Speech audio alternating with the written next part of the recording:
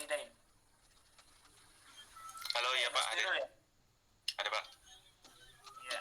Oke, Mas Birul mau tanya tentang kalau tadi pemasangan pipa penghubung, sekarang pemasangan selangnya. Hal-hal apa yang harus diperhatikan? Oke, untuk pemasangan selang yang harus diperhatikan, yang pertama tegangan selang harus dihindarkan Pak, jadi tidak boleh terdapat tegangan pada selang. Yang kedua, pemasangan memutar juga harus dihindarkan, jadi seperti menumpuk-numpuk selang itu Pak, crossing tidak diperbolehkan. Tiga, Kenapa itu? ya dapat dapat memicu potensi untuk terjadinya leak pada selang mungkin Pak. Jadi dapat Akibatnya apa? Akibatnya liquid tidak bergerak dengan sempurna gitu Pak. Terdapat hambatan. Ya, pampat ya. Iya Pak. Terus untuk yang ketiga, pemasangan memuntir juga harus dihindarkan. Yang keempat, kenapa? Memutir kenapa juga? Kurang lebih sama Pak, juga bisa terjadi pemapatan juga. Terus selang harus dihindarkan dari gesekan, itu bisa memicu terjadinya sobek dan leak ya, kebocoran ya Pak ya. Iya, haus ya, panas. Terus? Lalu selanjutnya, bila memungkinkan, bila kemungkinan dekat dengan bagian yang panas, maka selang diberi pelapis atau cover gitu Pak. Iya, untuk meredam panas ya? Meredam panas Pak. Yang keenam, hindarkan selang dari bengkokan tajam. Kenapa gitu ya? Itu bisa mengakibatkan cairan hidrolik itu terhambat. Yang kedua, bisa menyebabkan selang tersebut bisa crack atau pecah, retak gitu. Iya. Bisa mengurangi umur dari selang tersebut. Betul. Di tempat kerja pakai itu ya? Hidrolik? Enggak Pak, saya nggak pakai hidrolik. Tapi kerjanya bukan di engineering? Bukan Pak, kerjanya saya bukan di bagian engineering. Saya teknisi NDT Pak. Oh, apa? NDT? Iya Pak. Yang tidak merusak ya? Iya Pak. Pengujian tidak merusak? Iya Pak. Kemarin nggak masuk juga ya, PTM ya? Iya, saya udah WhatsApp Pak Nasrun Pak. Ya, saya lagi di luar kota, iya. Oh, sering ini ya, sering dinas luar? Iya Pak, sering Pak. Sering dinas luar ya? Iya Pak, sering Pak. Makanya kebetulan ini karena kuliah online ini sangat membantu Pak, saya bisa keluar-luar dengan jadi lebih tenang saya Pak kalau semester besok kan udah. Nah, ini semester besok kan rencananya mau offline ini. Nah, ini masalahnya Pak. saya bingung juga sih Pak. Ya, nanti lihat. Senangnya online ya? Saya lebih senang online Pak, jadi bisa mobile juga kita kerja kan. Iya, bisa sambil di jalan. Iya betul. Makasih Pak Nasrun. NDT-nya kalau dipanggil itu sebagai apa? Pengujiannya hanya sebagai masukan aja gitu atau gimana? Kalau di dinas luar itu sebagai maksudnya nguji itu atau untuk apa gitu? Iya Pak, kayak di sini kita ngambil data untuk data thickness piping misalkan Pak, untuk menghitung remaining life Pak. Oh gitu. Iya.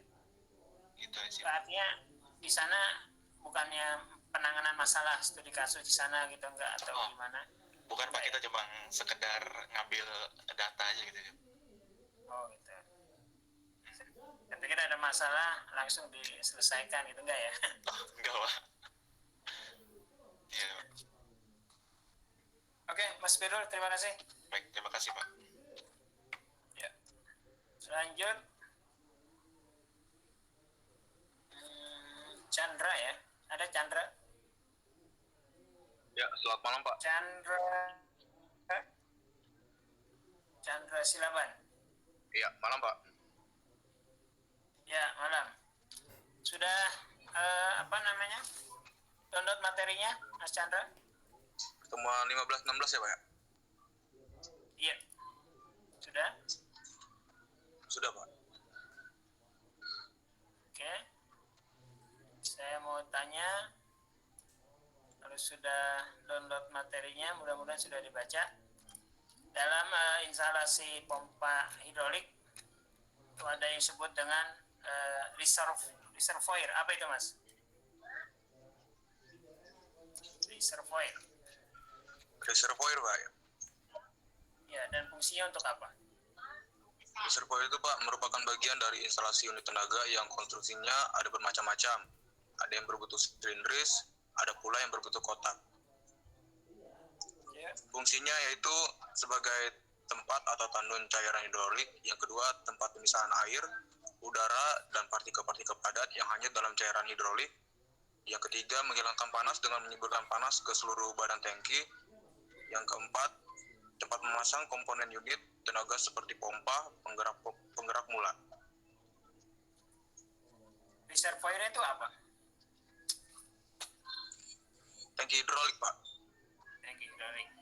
Di yang peralatan hidrolik yang dipakai tempat kerja apa, Mas? Oh, belum bekerja lagi Pak. Kemarin sih baru ikut-ikut event di Shopee gitulah Pak. Oh gitu. Tadinya bekerja di engineering enggak? Enggak, saya sebagai staf gudang di panel listrik Pak. Oh Iya. gitu. Bagian non produksi ya? Dalam produksi Pak. Nggak ada peralatan hidrolik jadinya. Nggak ada Pak, kami bagian teknisnya ya Pak. Iya. Iya Pak. Kemarin PTM nggak hadir?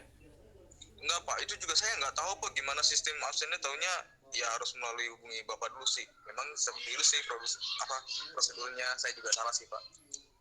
Iya. Kalau PTM ya kita absennya biasa kayak offline di kelas jadinya. Iya, Pak. Yang hadir gitu. Iya Emang Pak. kemarin nggak, sebagian besar nggak hadir nih. Tapi tahu ya ada offline ya. Tahu Pak. Karena kemungkinan besar nanti semester depan itu mungkin kalian di semester 8 mungkin masih ada materi nggak tuh? Mungkin udah nggak ada materi ya. Udah nggak ada. Tinggal persiapan itu aja, apa namanya, skripsi, nyari judul itu ya. Iya. Simpro skripsi Pak ya Pak. Seminar proposal tadi ya, tinggal nyiapin proposal aja. Iya Pak. Materi sudah nggak ada kayaknya. Iya Pak. Tapi kalau udah nggak ada materi ya sering-sering ke kampus untuk mendapatkan judul ya, kecuali memang sudah menyiapkan judul skripsi.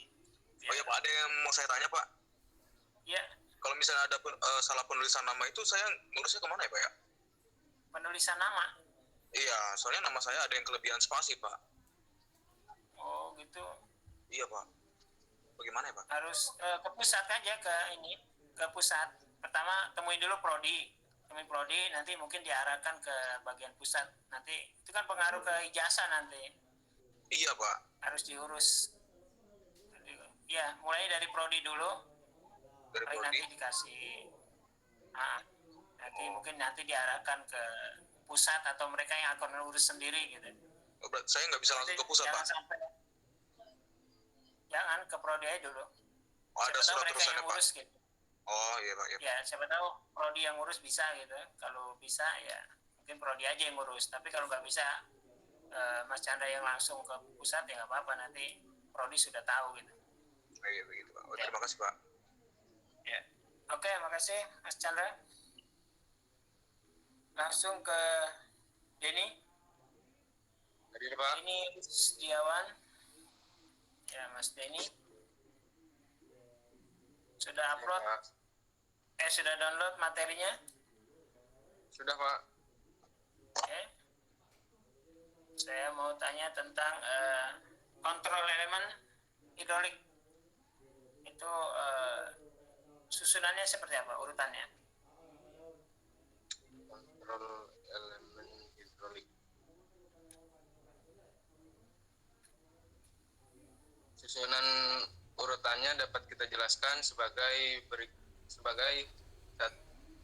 syarat masukan atau input elemen yang mendapat energi langsung dari pembangkit aliran fluida pompa hidrolik yang kemudian diteruskan ke pemrosesan sinyal.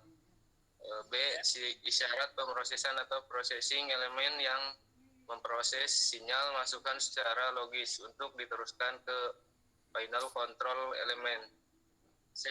Sinyal pengendalian akhir final control elemen yang mengarahkan output, yaitu arah gerakan aktuator working element, dan ini merupakan hasil akhir dari sistem hidrolik. Ya. Itu Pak. Di komponen hidrolik yang dipakai apa di tempat kerja? Komponen hidrolik ada. Komponen hidrolik Hidrolik yang dipakai apa? Mesin hidrolik yang dipakai di tempat kerja apa? Ada. yang di tempat kerja Iya. mesin loader Pak. Hah? Mesin loader Apa itu mesin roda? Untuk apa? Cara kerjanya gimana dia? kayak semacam dongkrak gitu Pak, tapi untuk menaikkan atau menurunkan kebutuhan yang diperlukan pada saat maintenance badan pesawat Pak. Oh, kerja di mana emang? Di GME Pak. Oh, sini ya? Soekarno-Hatta ya? Iya Pak. Iya Pak. Oh, dekat saya itu. Di GMF. Itu ya untuk apa namanya? Untuk bukan ngangkat orangnya, bukan ya? Untuk itu kayak tangga gitu ya? Iya, kayak semacam docking Pak, tapi kayak yang diberikan video yang Bapak tadi yang kedua Pak. Oh iya, itu ya. Macam gunting Sistemnya gitu kayak Pak. ya? Iya. Iya. Betul. Oke.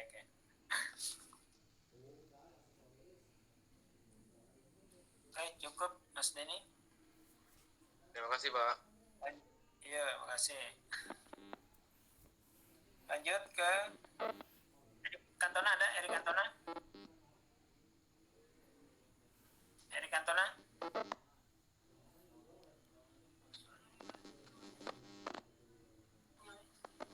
Sudah download materinya, Mas Erik? Halo, Mas Erik? Mas Erik? Suaranya? Halo, kedengeran Pak? Nyala ya? Hah? Iya, halo. Udah ya? Iya. Baik Pak. Tadi sudah lihat video yang kedua. Itu